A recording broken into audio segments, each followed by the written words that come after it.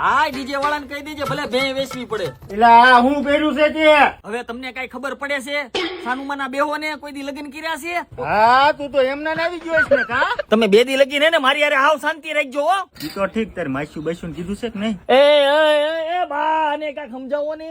આઈ તમને કહું છું મારા છોકરાને કાઈ નો કહેતા હો. હા હવે તું સાની વાની અંદર જાને. અને આમ જો લગન માં ખર્ચા થઈ ગયા બહુ જાજા, ડીજે બીજે ને ઓલા ફટાકડા બટાકડા ને ઈ બધું રેવા દેજો. ઈ આપણે કાઈ કરવાની જરૂર નથી. હવે ઘોડી વાળાને કેવું પડે ને.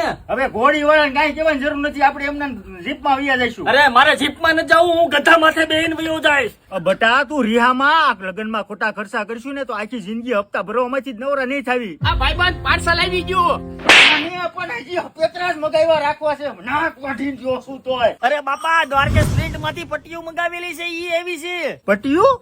અરે બાપા દ્વારકેશ વાળાનું ખુદનું મેન્યુફેક્ચર છે એટલે હોલસેલ ના ભાવમાં આવી છે. આ પટ્યું નું શું કરશું? અરે બાપા તમને કઈ ખબર પડે છે કે નહીં? આ લગન માં આમ ઉડેડી હોય ને એટલે ફોટા ને શૂટિંગ આવે એક નંબર.